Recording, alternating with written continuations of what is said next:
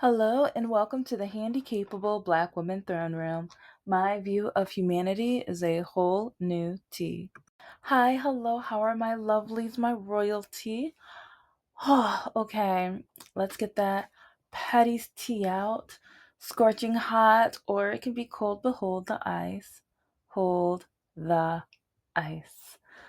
Okay, so there's so much to cover over the next couple of months, but this is Women's Month, and oh my gosh, I'm going through the woman thing because I've got a hater, but she's a hater because of her mistake or because maybe something that I'm still trying to put the pieces together, and I have to wait a little while before, yeah, I'm gonna be so petty. I'm gonna put all the pieces together because, in other episodes, I started talking about narcissists and things like that, and different patterns, and like going back to my anthropology days. So, well, I have an anthropology minor. I wanted it as a major, but my parents are like, you can't. There's no jobs with that. Why are you gonna do, like, you better not, blah blah blah, whatever. So instead, yeah, it's like I double minored and had my major, whatever. So, but I use anthropology with almost every job. I've used my anthropology, and because I studied cultural and business anthropology. And so it's really funny, especially with my business masters, my education masters, and things like that. And also while writing my books, I'm studying the culture and even like the demographic of the like my characters and stuff, so I can diversify and make sure they're more of a 3D being and stuff. But so yeah, I'm going to be talking a lot about politics, and especially like, you want to start a war, but you can't finish the Epstein files. And it's like you're gonna put men at risk. You say all lives matter, but then you don't, like, when you start a war and you're like, well, more people are probably gonna, like, what? I'm just then with his kids, like the orange guy's kids. Oh, he's too tall. Or, oh no, not her. Like, if they're rich, like, see, they don't mean all lives, they mean rich people.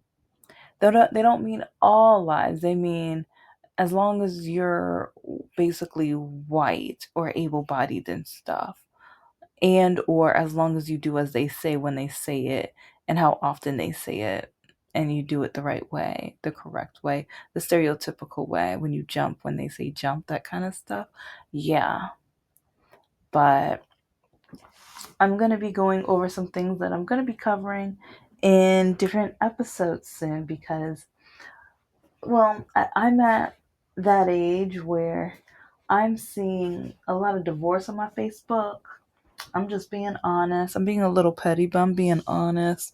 I've seen I think I mentioned this about a month ago, how a lot of people that I graduated with and like college or high school or whatever, or I worked with, they're going through divorce, or they were divorced, or they're remarried. And a lot of them are like, I met the love of my life. And I'm like, hold up, wait a minute. Let me go back 5 or 6 years when you were married to the other person. Um, You said they were the love of your life. And I guess I need to study that phrase or learn more about that because I've never called anybody the love of my life. And I guess one reason was I was trying to figure out who I was so that I would know who my love of life would be. Because I feel like if you don't, like, and I know we always change, and I think that especially the religious, Christian, conservative side, they want you married as young as possible because you're fertile and everything, but then they don't take into account that you change, that men don't fully mature until they're 27. But then they want women to like, but then they want the young girls to marry old men, kind of like our press secretary, like that one chick. Huh? Nope, never gonna, never, no, no, and no. But I don't know, it's just, yeah, I just feel like that's how they want us to be. Like, oh, don't worry, young lady. It's like, yeah, you're 18, 19, maybe 23. Oh, no, don't, like, we have someone who's 50 something. Oh, yeah, no. No, no. Mm-mm. Mm-mm. But at the same, like, since they are trying to cancel out default divorce, um, mm, I'm just, hey, I mean, it's like heart diseases, trending lately, especially with, but hey, just, hey, huh? But anyway, sorry, I'm a writer, and it's like now, like right as we're talking, I'm just like, huh, like that would kind of be an interesting story right there. So don't you do it. Don't everybody, like, don't any of you really do? No, no, no, and no. Okay, so yeah, I'm thinking, like, when I think of these things, I'm thinking as a story, and so yeah.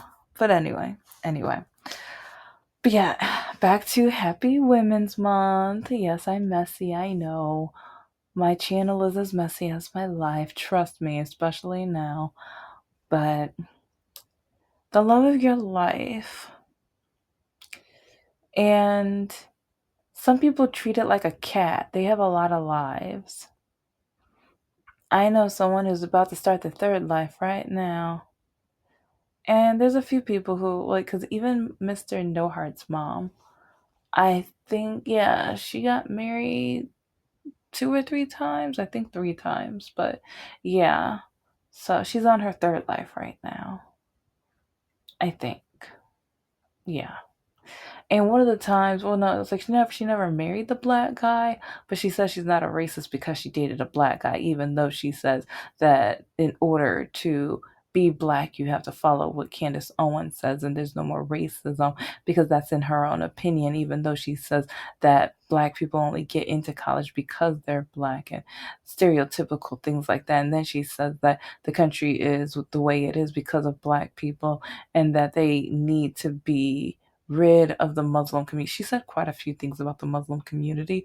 And then when I had their back, she accused me of being Muslim. And I'm like, and what if I was one? I was like, I can't defend them. Like, so I have to be Muslim in order to know what you're saying is racist and terrible, idiotic, stupid. Like, what? But yeah, it's like I wonder how she was with the love of her life, but at the same time, each time she did this, she affected her son to the point where he's kind of like Mario Brothers on the last life. He doesn't want the cat life. It's like he was one and done. And like with my self-esteem and everything and how my mom told me as long as I walk like this no one's ever going to want me, love me, or marry me and stuff. I didn't think I was going to get married in the first place. So when he said that he never wanted to get married, I was like, you know what, that's perfect because no one's ever going to marry me anyway, so blah blah blah. But with her getting married and divorcing, getting married and divorcing, and then getting married again, it's like her different love of her lives affected her son to the point where I hope he marries again. It won't be with me. It won't be with me. Not at all. Not at all. Oh dear, no, baby Jesus, black baby Jesus. No, it better not. So yeah, that's why I've blocked him everywhere. And actually, like yeah, I'm working on something, and I think I'm gonna do it on the show a lot more because with the messages that I get from these guys, I'm gonna take it to AI, but I'm gonna put my anthropology and therapy skills too. Because, okay, I didn't study specifically psychology. Again, I was cultural and business anthropology. but a lot of it's like saying with the patterns and like looking at the wording and things like that and looking at their profiles and why either they hate my standards or why they hate me and why they call me the different derogatory, awful, terrible, bigoted, racist things that they called me. So yeah, I really want to do that, but I have an example because I just did that to one of Mr. No Heart's last text messages to me, and I had fun with it. I'm probably gonna do it again because like I don't know, it's like I just feel like after a 7 year relationship, there's so much to decode about him and myself because for one, how low was my self esteem? What did I think my worth was? Because I it looked like I was worthless back then with how far I allowed this man to mistreat me. And then all of the things, like now going back and thinking about all of the things he said, now I'm starting to collect them all. There's like, 'cause they were all scattered throughout the years, but all of a sudden I'd remember something that happened in year one, and then year five, and then back to year three, and then I put them together, and I'm like, oh crap.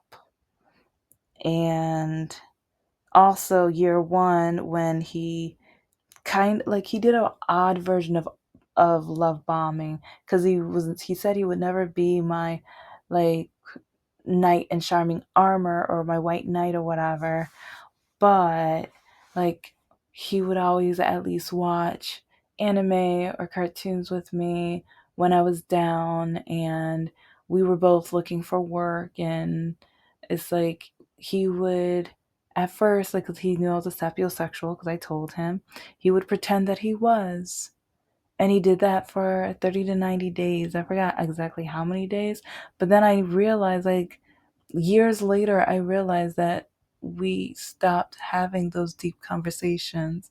We stopped watching those documentaries. We would only watch like informational things that related to his job, even though I did not want to watch them.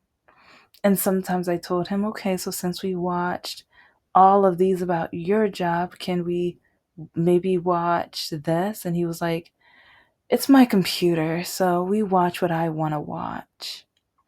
And so then I just go and grab my laptop and watch what I want on my laptop. And then all of a sudden he'd go and get ready and turn off the lights and get in bed. And I'm in the middle of a video. And I'm just like, okay. It's just a lot of things that I, and I settled. I did back then, I did settle because I kept thinking about what my mom always told me. And I said, when I say always, always, it's like some people like judged me because I hardly ever wanted to be around my mother. I dodged her. I once she got diagnosed, I cleaned up around the house. I tried to help as much as I can, or I had as much as I could. And past it, yeah. But she hurt me emotionally, well, physically too. But until I fended for myself, I defended myself. But there were just emotionally, she ruined me. And part of me wonders, like, is she the reason why I was never able to say the love of my life? Because it was really trying to love to survive, trying to find somebody who would just like, because even with Mr. Lakaki, I didn't love him. It was like, listen to the videos, all of the terrible, awful things, and how he blackmailed me to date him. But it's like I partially stuck around for survival. It's like it's like I felt bad because of his situation, and I felt like, oh, his self-esteem must be as low as mine. He must need someone to care for him too. It's like maybe I understand him because of how low or how despicable he's willing to go just to have someone around. He needs a friend. He needs attention. And so, yeah, that's how, yeah, that's how that happened. Yeah, so I'm going to analyze that too. I don't think I have the screenshots of those, but all the way, because that's like 15 years ago. So, oh my gosh, yeah. Well, no, maybe not 15. I have to do the math, but I think it's between 10 to 15 years ago that, yeah. And I'm so glad I'm not with him anymore, and I'm so glad that he has a baby, but or well, now she's like a teenager by his middle school sweetheart. Yeah, yeah, you gotta catch up. Oh, watch the breadstick episode especially. But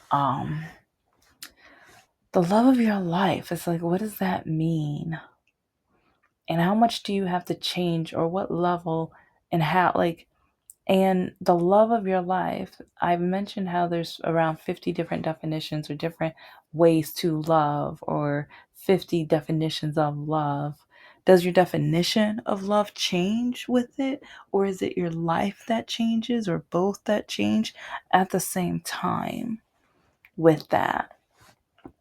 I don't know. So, but maybe you guys can let me know, because, yeah, I've never told anybody that. And it's just when even with YouTube videos, and they're talking about their dating, and oh, this is the love of my life. And then when a YouTuber divorces and then they meet the next boo, next thing you hear them say, oh, this is the love of my life. I thought the last guy was the love of your life. What happened to, like, so the love of your life? So did that life die? Did that love die? Did did the love change? What within that phrase is recalculated? That's what I wonder. Because again, yeah, as a millennial, I'm at that age where a lot of people are changing, or their love is changing, or their relationships like are changing. And some of them are, ooh, there's crazy. We've got some bigoted, some crazy, some stupid, ignorant people out here. Like, oh, when they break up, ooh, we. Especially some of these women. I mean, who? Especially some of these women. Like, because I've told you guys in so many different episodes how, like, a a certain demographic, the palm colored demographic of these women, when they break up, and then they don't mean, like, some of them, it's like, ooh, I just saw Wicked, but the definition of wicked changes with them. But anyway, okay, sorry, it's just because, yeah, they're not the Wicked Witch of the East, or what. Like, well, actually, no, they might end up being the one under the house. Yeah, yeah, but I don't know. It's like, and I'm gonna analyze. You know what? Yeah, once I get the Nerd Channel going again, because I did do one episode on Wicked, but there's so. Speaking of women, oh my gosh, and that'll be perfect for Women's Month too. So yeah, I'm gonna do that soon. But because all the female characters are complex, and especially with how we view beauty, and then view inner beauty, and expectations of oneself, and family, and connection, and disability, and racism, and stereotyping, and things. And then the apartheid, there's so many, like, and then over a man. It's like, yeah, so many things within that movie, in both parts of the movie. But yeah, but back to the love of your life. What qualities do you look for the love of your life? And how do you become the love of your life? Do you love yourself to the point where you're going to love yourself for the rest of your life? Because some people make some of the biggest mistakes that they've ever made. Some people make mistakes they can never take back. For some, it takes their life. So, like, maybe that's why I've never said it. Because first I wanted to love myself, or at least love myself enough. And I think I'm thankful. I think it's a blessing because I think since I was going through so much emotional ABUSC that it allowed me to know not to find the love of my life, or to not have thin expectations for the love of my life, because I did not love myself. I did not like myself because everyone was telling me that I was not going to be good enough until I walk right. That black men were telling me that I wasn't black enough. I wasn't acting like a good black woman, like a proper black woman. That I was acting too white. I was trying to be too white and too proper, too square, and all this other garbage, whatever. And then when I did outside my race, and they want to judge me and tell me that I'm not being a good black woman because black love. But if you don't love me how I am, I'm not changing for you either. But then they say that women are supposed to change, because then also with conservative men, they keep looking for liberal women. Oh, look at my Patreon, guys. When I say I got the evidence, I got the receipts all over Patreon, especially today alone. I think I have 3 new ones where there's this one dating app called Duet. It's entertaining because do you know how many times I get like a notification from the app and it says that I have a new interest or whatever? Yeah. I look at it, and do you know that about 80% of the time they're conservative, and then like a little smidget of that is moderate, but so many conservative men are like, and I'm just like, no, no, no, no, no, no, no. I have liberal and Democrat or whatever in my profile. Why in the world are all of these conservative men trying to swipe right on me? And I was going to take it to AI and ask, like, copy and paste my profile information and ask AI, how can I change my dating profile so that I will be liked by the Democratic men? But then something wonderful happened, and I found my Democrat man. Yeah, I was surprised. Because, yeah, I think it was around June or July. I started getting scared.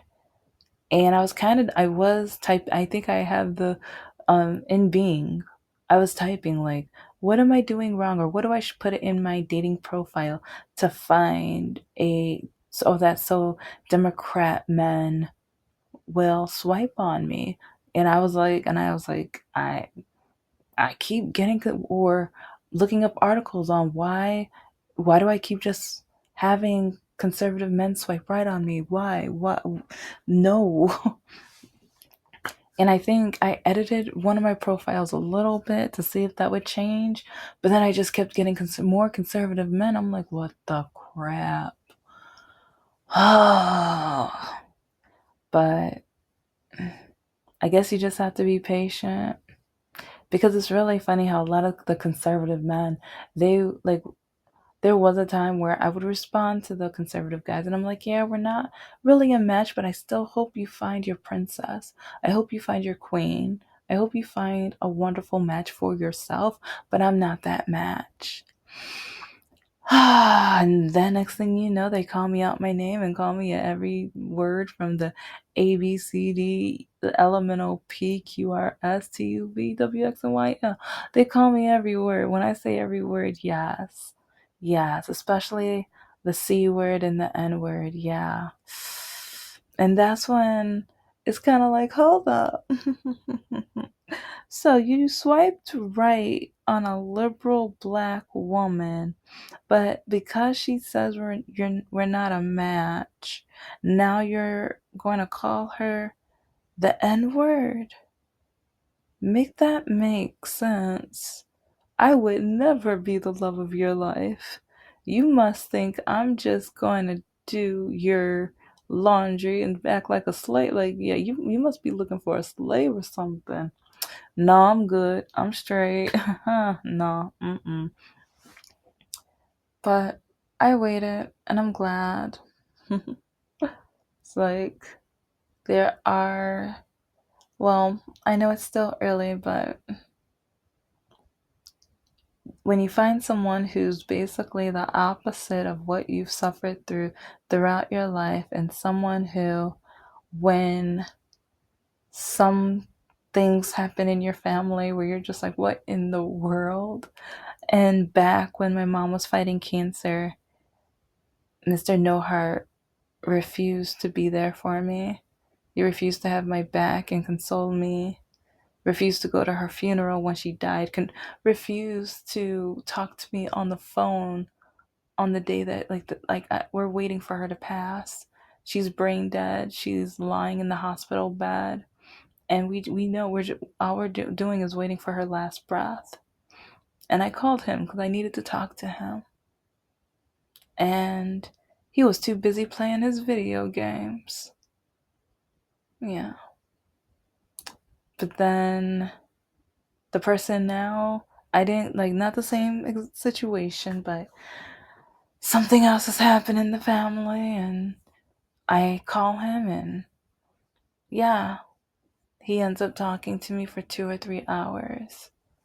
And that week, he surprises me with something, and he allows me to just vent and cry a little, and gives me hugs and gives me that emotional part that's all I asked for. No money needed to buy, yeah, nothing to buy. It's like, and yes, like, but one thing I've learned with how long it's taken me to have any self esteem, or because now I've learned to, after all of the harassment, after all the trolling, after all of the bullying, I've learned to defend myself. But and at the same time, I've learned that I need to make sure that people have genuine feelings and it's not for show. And so I need to at least take my time with some parts and analyze, because I've been hurt so much. And, but yeah, it's like love of my life. I'm I'm willing to find out. But yeah, I've never said that before, so it's scary. But I want to test it more. I want to investigate it more, and I want to read articles on it more, that phrase. And to some people it may not mean a lot, but I don't know, it's just while I watch couples get engaged and get divorced and break up and change the type of people they love or care about, and or get cheated on, it's it's a phrase that means so much, but it can mean so little, because some people will only say it to convince you to be with them. And it's not out of love, it's out of what can I get out of you? It's not out of emotion, it is out of opportunity. So, yeah, get ready, buckle up, fasten your seatbelts, because, yeah, we're gonna take a little ride on that throughout the year, probably maybe that even next year. But thank you so much for listening to the Handicapable Black Woman Throne Room. I am a woman, I am of color, and I am handicapable. But most importantly, I am human and you're human too.